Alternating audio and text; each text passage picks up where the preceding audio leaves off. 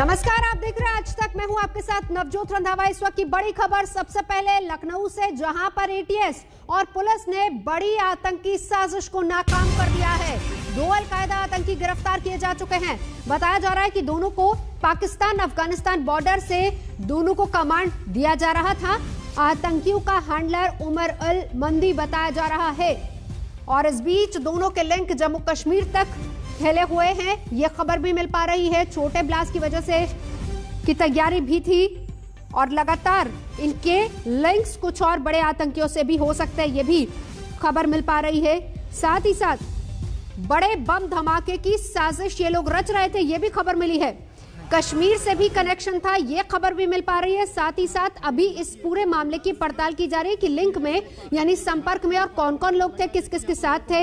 इसके अलावा एटीएस ने जो बताया वो ये कि नेटवर्क में काफी और लोग जुड़े हो सकते हैं, यानी और बड़ा नेटवर्क ये हो सकता है। गिरफ्तार दोनों आतंकी ज्यादा खतरनाक थे ऐसा बताया जा रहा है। फिलहाल इनके पास से प्रेशर कुकर बम और काफी हैवी विस्फोटक मिला है। साजिद नाम बताया जा रहा है और 2 सहयोगी इस वक्त मेरे साथ जुड़ चुके हैं। संतोष मेरे सहयोगी इस वक्त वहीं पर मौजूद है, उसी इलाके में, उसी घर के बाहर। अरविंद ओझा भी पूरा अपडेट देंगे, लेकिन पहले संतोष आपके पास अभी हलचल क्या है वहां की, दिखाइए। देखिए, ये जो घर है जहां पर अभी 3 से 4 घंटों से ऑपरेशन चल रहा था, एटीएस के कमांडो ने पूरे इलाके को कार्डन ऑफ कर लिया। माना जा रहा है कि थोड़ी देर में दोनों ही जो संदिग्ध हैं उनको, जिनको हिरासत में लिया गया और अभी तक पूछताछ की जा रही थी, उनको अब यूपी एटीएस यहां से लेकर के जाएगी। यही वजह है कि पूरे इलाके में जहां पर हम खड़े हैं वहां पे पूरा कार्डन ऑफ कर दिया गया है। यहाँ पर किसी के जाने पर पाबंदी है और एटीएस के जो लोग हैं वो कमांडो टीम है वो सक्रिय है। पीएसी के लोग बुला लिए गए हैं क्योंकि थोड़ी देर बाद जिन 2 अलकायदा के कनेक्शन में लोगों को हिरासत में लिया गया है, शाहिद और उनके 2 पड़ोसी, उनसे पूछताछ की गई है। उसके बाद जब इनको ले जाया जाएगा ये एटीएस के कमांडो वहां पर जहां पे इंट्रोगेशन किया जाएगा। लेकिन अभी तक जो जानकारी मिल पा रही है, इनका कनेक्शन कश्मीर के एक ब्लास्ट से मिला है। कश्मीर में हुए एक धमाके के बाद से जब कश्मीर पुलिस और इंटेलिजेंस के द्वारा जब इस पे पूरे मामले में जांच की गई, जांच के दौरान ये बात सामने आई कि इनका लखनऊ कनेक्शन है और ये पूरी तरीके से मुस्तैदी देखा जा रहा है कि लोकल पुलिस को भी यहाँ पर बुला लिया गया है। तो इनका कनेक्शन यहाँ पर निकल करके आया है। जो इनका हैंडलर है वो अफगानिस्तान और पाकिस्तान के बॉर्डर पर मौजूद है। ये अभी तक यूपी एटीएस के द्वारा जो जानकारी हमें मिल पा रही है वो वहाँ पर मौजूद है, वहीं से वो कमांड दे रहा था और उसी के कमांड के बाद से यहाँ पर पूरे ऑपरेशन को अंजाम दिया जा रहा था। और इसके बाद से अब जब यूपी एटीएस ने कश्मीर पुलिस से इनपुट मिला, आईबी से इनपुट मिला और आईबी से इनपुट मिलने के बाद से यहाँ यूपी एटीएस ने करीब 4 घंटों से ये ऑपरेशन चल रहा है। शाहिद, रियाज और सिराज, ये 3 घर हैं। ये लगातार तीनों घरों को यूपी एटीएस के कमांडोज ने घेर लिया और उसके बाद से इनके लोगों से पूछताछ की गई। जो 3 लोग हैं, शाहिद, रियाज और सिराज, ये बताए जा रहे हैं ये बुजुर्ग हैं। सिराज और रियाज बताया जा रहा है सरकारी, उत्तर प्रदेश के सरकारी विभाग में कहीं से रिटायर हुए हैं। माना जा रहा है कि खाद्य रसद विभाग में ये थे कभी, उसके बाद से 6 से 7 साल पहले ये रिटायर हो चुके हैं। शाहिद, जिसको कि अभी तक बताया जा रहा है कि हिरासत में है, यूपी एटीएस ने हिरासत में लिया, उससे पूछताछ की जा रही है, जिसका अलकायदा कनेक्शन निकल के आ रहा है। वो करीब 9 साल पहले दुबई गया हुआ था। 9 साल पहले जब दुबई गया था, वहां से लौटने के बाद वो लखनऊ के इस इलाके में रह रहा है। ये तीनों लोग कश्मीर कनेक्शन की बात आप कर रहे हैं। संतोष, आपने कश्मीर कनेक्शन की बात की। अरविंद ओझा, ये वही खबर है जो कुछ देर पहले आप भी बता रहे थे, कनेक्शन कश्मीर से सीधे तौर पर था इनका। अरविंद ओझा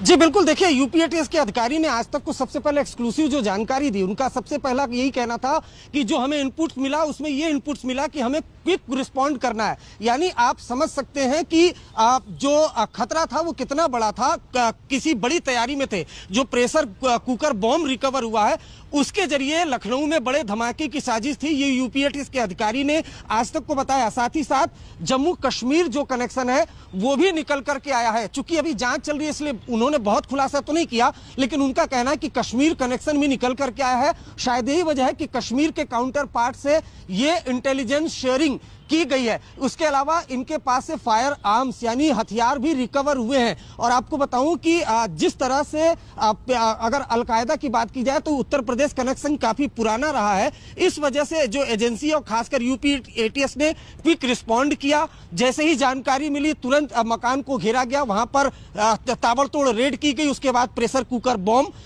कुछ हथियार और कुछ दस्तावेज रिकवर हुए हैं। उसके बाद जो 2 अलकायदा के ऑपरेटिव थे उनको लेकर यूपी एटीएस के दफ्तर यूपी एटीएस की टीम गई है, पूछताछ की जा रही है। इसके अलावा जो यूपी एटीएस के अधिकारी उन्होंने आज तक को बताया कि इस नेटवर्क में कई और लोग जुड़े हो सकते हैं, लेकिन चूंकि हमें तुरंत रिस्पॉन्ड करने के लिए कहा गया था क्योंकि विस्फोटक था घर के अंदर, इसलिए हमने तुरंत जो रिस्पॉन्ड किया। उसके बाद दोनों ऑपरेटिव को डिटेन किया। जो एक्सप्लोसिव था प्रेशर कुकर बॉम्ब उसको हमने रिकवर किया, जो हथियार था वो हमने रिकवर किया।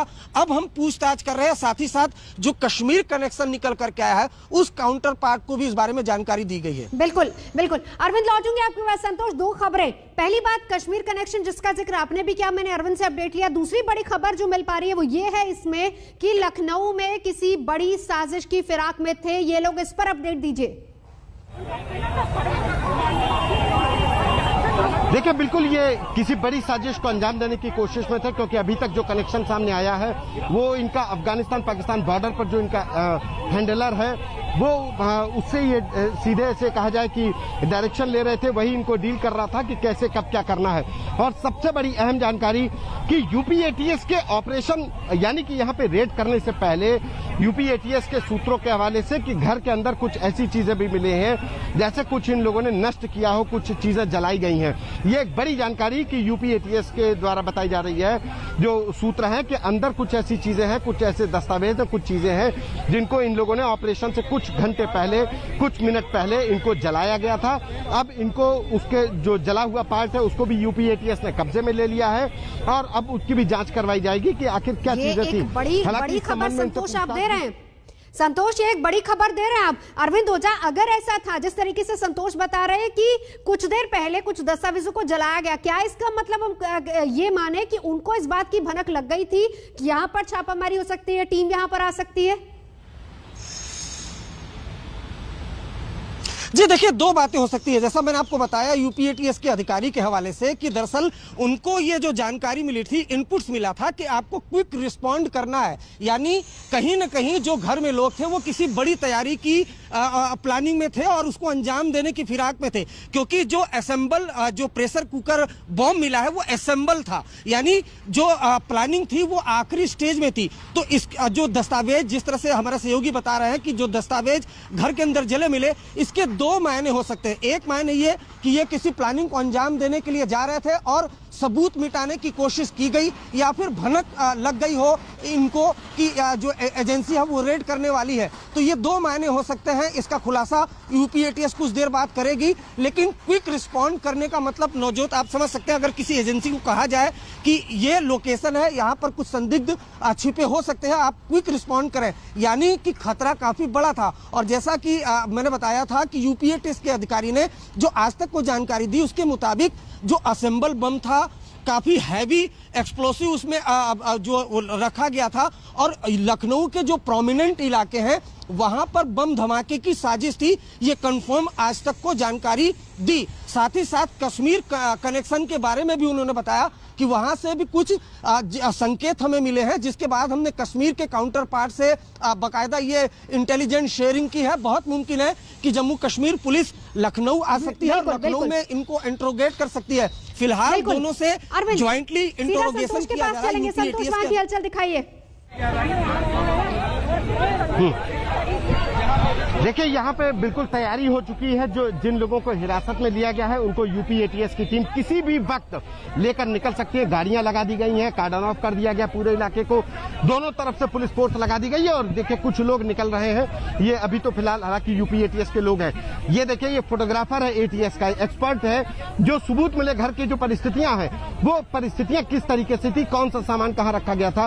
और जैसा कि मैं बता रहा था कि इन ऑपरेशन से पहले यानी यूपी एटीएस की रेड डेट से पहले कुछ चीजें घर में जलाई गई, उस चीजों को किन परिस्थितियों में कहां पर जलाई गई, इसको लेकर के भी ये फोटोग्राफ वीडियोग्राफी करवाई गई है, ताकि निकट भविष्य में जब इसकी जानकारी की जा सके, जब इसके सबूत इकट्ठा किए जाए, जब इनके खिलाफ चार्जशीट लगाई जाए, तो इन सबूतों का, इन वीडियोग्राफ्स का, इन फोटोग्राफ्स का इस्तेमाल किया जाए। वहीं दूसरी तरफ इनके ऑपरेटिव्स के बारे में जानकारी करने के लिए अभी इनसे पूछताछ की जा रही है, लेकिन थोड़ी देर में माना जा रहा है कि जिस तरीके से यूपी एटीएस सक्रिय हो गई है, कमांडोज लगा दिए गए हैं, तो माना जा रहा है कि थोड़ी देर में किसी भी वक्त इन दोनों संदिग्ध जो अलकायदा के कनेक्शन के लोग हैं, इनको लेकर के यूपी एटीएस की टीम अब हेडक्वार्टर के लिए रवाना होगी। गेट खुल चुका है, जो यूपी एटीएस के जो अधिकारी हैं वो अंदर हैं, वो वहां से गार्ड कर रहे हैं। एक एटीएस का कमांडो ऊपर बैठा हुआ है, वो देख रहा है कि कहीं से कोई, क्योंकि ये एक बड़ा ऑपरेशन है ये यूपी एटीएस के द्वारा, क्योंकि ये कश्मीर से कनेक्शन इनका निकल के आया। क्योंकि जो हम देख पा रहे हैं इन तस्वीरों में, जो हम देख पा रहे हैं वो ये कि घर के बाहर कमांडोज पूरी तरह से तैनात है। संतोष, जरा एग्जैक्ट लोकेशन समझाइए, क्योंकि जब आप बात कर रहे थे पड़ोसियों से, उन्होंने कहा कि 2 घर हैं अगल बगल में, तो क्या दोनों घर के अंदर इस वक्त एटीएस के लोग मौजूद हैं, और क्या दोनों ही घरों से गिरफ्तारियां हो रही हैं? देखिए, मैं आपको लोकेशन बताता हूं। ये जो घर है, ये शाहिद का घर है। ये शाहिद का घर बताया जा रहा है, जिसके बारे में कहा जा रहा है कि ये 8-9 साल पहले दुबई गए थे। ये पहला घर है जिसको कि एटीएस के कमांडोज ने घेर रखा है। ये गैराज है, गैराज का काम है इनका अपना, शाहिद का। और उसके बगल में जो एक नूशी एम्पोरियम, एक पक्का मकान बना हुआ है, ये रियाज का घर बताया जा रहा है कि ये रियाज का घर है। रियाज सरकारी विभाग से रिटायर है, उत्तर प्रदेश सरकार के। करीब 4 से 5 साल पहले ये रिटायर हो चुके हैं। इनके घर में एक इनका बेटा रहता है, शादीशुदा है वो अपना कोई निजी काम करता है। इसके बगल में रियाज का घर है, यानी शाहिद, रियाज और सिराज का घर है, जिसमें नूशी एम्पोरियम खुला हुआ है। इन तीनों घरों को यूपी एटीएस ने कार्डन ऑफ कर रखा है, घेर रखा है। तीनों घरों से पूछताछ की जा रही है, जो लोग हैं उनसे पूछताछ की जा रही है, और इनके लोगों से पूछताछ करने के बाद पूरे घर की तलाशी ली गई है। और तलाशी लेने के बाद से जो चीजें मिली हैं, करीब मैं बता दूं 4 से 5 बोरे जो हमने अपनी आंखों से देखे, 4 से 5 बैग जो बड़े बड़े होते हैं गांव में, जिसको बोरा कहा जाता है, उस बोरों में भर करके यूपी एटीएस ने सामान जब्त किया है, इनके घरों से मिले हैं। अब इन सामानों में क्या चीजें हैं, इन बैग्स में क्या रखे गए हैं, तो माना जा रहा है कि कुछ दस्तावेज हैं, कुछ ऐसे डॉक्यूमेंट्स हैं। जो पाकिस्तान और अफगानिस्तान बॉर्डर पर बैठा जो हैंडलर था, हाँ। जो इनको कमांड कर रहा था, जिसके बारे में सुराग इनको एक ब्लास्ट के जरिए मिला था, उसके द्वारा जो इनको इनपुट दिया गया, उसके बाद का ही नतीजा है कि ये तमाम चीजें यूपी एटीएस के द्वारा ये ऑपरेशन दिया गया। जिस तरीके से अरविंद जी बता रहे थे कि इस पूरे ऑपरेशन को करने के लिए क्विक ऑपरेशन का एक जो कमांड था यूपी एटीएस को, कि क्विक ऑपरेशन करना है, तेजी से ऑपरेशन करना है। यानी कि क्विक ऑपरेशन का मतलब कि बहुत बड़ी साजिश रची जा रही थी, और अगर जरा सी चूक होगी, जरा सी देरी होगी, तो इसका अंजाम बहुत बड़ा हो सकता है। यही वजह है कि दिन में अमूमन यूपी एटीएस जो ऑपरेशंस करती है, जो भी कोई सिक्योरिटी एजेंसी करती है, वो दिन में तो रेकी कर लेती है घरों की, लेकिन जब भी ऑपरेशन करती है तो उसको रात में कोशिश करती है। वजह क्या है कि दिन में जो ऑपरेशन चल रहा है, आप देख रही हैं कि पूरी भीड़ लग गई है, पुलिस को ज्यादा मशक्कत करनी पड़ रही है, जो भीड़ है उसको कंट्रोल करना है, इसके साथ ही जो पूरा इलाका है उसको सुरक्षित रखना है, क्योंकि मामला अलकायदा से जुड़ा हुआ है, संदिग्ध आतंकियों से जुड़ा हुआ है, तो कहीं ऐसा ना हो कि कोई सुसाइड बम्बर जैसी कोई घटना हो जाए। तो लिहाजा पुलिस के लिए दिन में किसी ऑपरेशन को अंजाम देना बहुत बड़ी मशक्कत होती है। लेकिन अगर पुलिस ने, यूपी एटीएस ने इतना बड़ा रिस्क लिया, उसने दिन में ये ऑपरेशन अंजाम दिया, तो जाहिर सी बात है कि ये कहा गया कि इसको किसी भी कीमत पर, at any cost, at any time, you have to do it. ये कमांड था, ये यूपी एटीएस के अधिकारियों को कमांड था कि यहाँ पर किसी भी तरीके से तुरंत ऑपरेशन को अंजाम देना है। बिल्कुल। संतोष, आप जहां खड़े हैं उसके ठीक पीछे वो दोनों घर हैं जहां पर इस वक्त एटीएस के लोग मौजूद हैं, और आप जैसा बता रहे हैं कि किसी भी वक्त उनको लेकर बाहर आ जा सकता है। लेकिन बड़ी एक और खबर के बारे में जानकारी दीजिए। जो पड़ोसियों से आप बात कर रहे थे, वो भी बता रहे थे कि अंदर महिलाएं भी हैं, बच्चे भी हैं। क्या उस बारे में अपडेट वहां से? देखिए, जो महिलाएं हैं उनसे पूछताछ की जा रही है अभी उनके बारे में, क्योंकि घर में कौन लोग आ रहे थे, कौन लोग जा रहे थे, इसके बारे में अभी पुष्टि करना बाकी है। जो पड़ोसी जिससे हमने बात की, जिसने तफसील से बताया कि ये घर शाहिद का है, रियाज का है, सिराज का है। शाहिद, रियाज, सिराज कहाँ के रहने वाले हैं? ये इनके तीनों के अपने घर हैं, कोई किराएदार इन तीनों घरों में नहीं रहता है। तीनों घरों में किराएदार के अलावा इनके घरों में जो लोग हैं, इनका परिवार रहता है। रियाज के घर में उनका अपना बेटा है, उनकी बहू है, और शाहिद के घर में भी उनके 2 बेटे हैं जो छोटे बेटे हैं, मतलब 12 से 13 साल का एक बेटा और एक 9 साल का बेटा है। लेकिन जो सिराज है, सिराज के घर में भी जो लोग रह रहे हैं, तमाम लोगों से पूछताछ की जा रही है। लेकिन अभी तक जो यूपी एटीएस के द्वारा पूरे घर के चप्पा चप्पा छान लिया गया है, जो डिवाइसेस थे वो ले जाए गए ताकि घर के अंदर कोई चीज छिपा करके न रखी गई हो। जैसा कि बता दें कि इन लोगों के द्वारा जो हैंडलर था, जो पाकिस्तान जी नवजोत, आप कुछ पूछ रहे थे नवजोत। संतोष, लौटूंगी। अरविंद ओझा लगातार हमारे साथ बने हुए, लेकिन इस बीच चश्मदीद क्या कह रहे हैं जरा वो सुनवाते पहले आपको।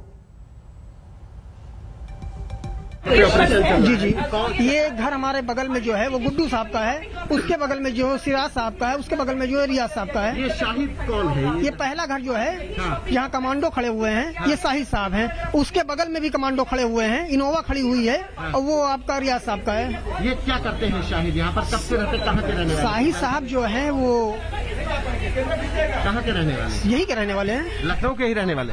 12-13 साल से हम इनको देख रहे हैं। अच्छा, क्या करते हैं शाहिद? ये वर्कशॉप है इनका अपना, काहे का वर्कशॉप? Mechanic, motor mechanic. और ये जो निशु एम्पोरियम है ये खुला हुआ है जी, एक जो निशु एम्पोरियम खुला हुआ है कपड़ों वाला। कपड़ों वाला? हाँ। वो पहले घर की बात कर रहे हैं, दूसरे घर में कौन कौन रहता है? शाहिद के अलावा घर में कौन कौन रहता है? शाहिद के अलावा और कोई नहीं रहता है, इन्हीं का परिवार रहता है। उसके बगल में परिवार में कौन कौन है? इनके 2 बच्चे हैं, मियां बीबी हैं। अच्छा जी। और बगल वाला घर किसका है जो जहाँ पे कमांडो खड़े हैं? जी, वो सिराज साहब का है। ये सिराज कौन है? ये गुड्डू साहब के जो बगल में रहते हैं वो सिराज साहब हैं, हम पड़ोस में ही रहते हैं। ये शाहिद के भाई हैं? कौन है? शाहिद के भाई नहीं है। हाँ। सिराज साहब और रियाज साहब ये दोनों आपस में भाई हैं। अच्छा, सिराज रियाज ये आपस में? हाँ, जी। मतलब ये शाहिद, रियाज और सिराज 3 घरों में छापेमारी हो रही है। तीनों घर में पुलिस खड़ी हुई है, हम लोग को तो उधर जाने भी नहीं दिया गया है। ये लोग कब से रह रहे हैं यहाँ पर? सर, हम यहाँ तो 12 साल के करीब थे, अपना बिजनेस करते थे। हाँ। तब से हम जानते हैं, लेकिन उससे पहले 20 साल से रह रहे हैं यहाँ पे कोई बाहर के लोग आ रहे थे? कुछ ऐसी गतिविधियाँ, कुछ बाहर से लोग आते थे रात बिरात मिलने के लिए क्या कुछ? सर, हमारे जानकारी में ये नहीं है, ना मैंने ये देखा है। ये लोग करते क्या हैं? सर, सिराज साहब और रियाज साहब गवर्नमेंट जॉब में थे।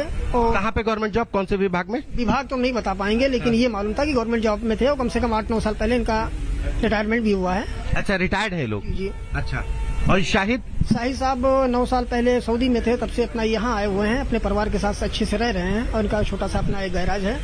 सऊदी से लौटने के बाद यहाँ पे शिफ्ट हुए? नहीं, ये इनका परिवार यहाँ रहता था। 9 साल पहले ये सऊदी में थे, वहाँ से आए हुए थे। ठीक है। अच्छा। 9 साल पहले की हम बात बता रहे हैं। ठीक है। ये क्या मलिहाबाद के रहने वाले हैं? कुछ मलिहाबाद से कनेक्शन है इनका लखनऊ के? मलिहाबाद में आपस में रिश्तेदारियाँ, बहन है इनकी।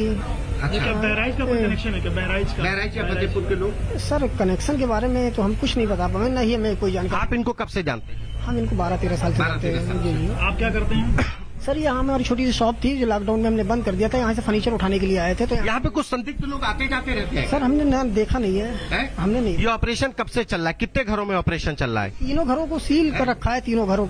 अच्छा जी, सिराज साहब का भी घर है, रियाज साहब का भी है, शाहिद साहब का भी घर है, 3 घरों को सील रखा है। अभी तक किसी को देखा पुलिस ले जाते हुए? नहीं सर, उधर हमें जाने नहीं दिया गया। अच्छा, हमें रोक दिया गया आप जाने। लोगों के घर, आप लोगों को भी रोका गया कि आप लोग बाहर नहीं निकलेंगे? हाँ, हमें रोका गया कि बाहर आप लोग मत निकलिए। कितने बजे आ गई थी पुलिस? सर, कम से कम 3 घंटे पहले से फोर्स लगी हुई है। जी।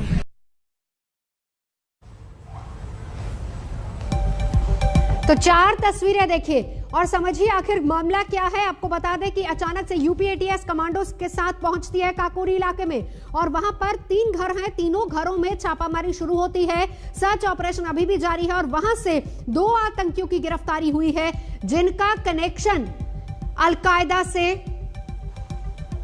जोड़ा जा रहा है, और इसके साथ ही साथ उनका कनेक्शन कश्मीर से भी है। इसके बारे में अभी तमाम जानकारियां इकट्ठा की जा रही हैं, और आपको यह बता दें कि यहां से प्रेशर कुकर बॉम्ब भी बरामद हुआ है, इसके अलावा कुछ विस्फोटक भी बरामद हुआ है। और 2 सहयोगी लगातार मेरे साथ बने, अरविंद ओझा और संतोष मेरे सहयोगी मौके वारदात से, और अब किसी भी वक्त आपको बता दें कि यहां से एटीएस की टीम इनको लेकर जाएगी, और फिर उसके बाद कहा यह जा रहा है कि इस पूरे ऑपरेशन को लेकर एक प्रेस कॉन्फ्रेंस भी होगी शाम में।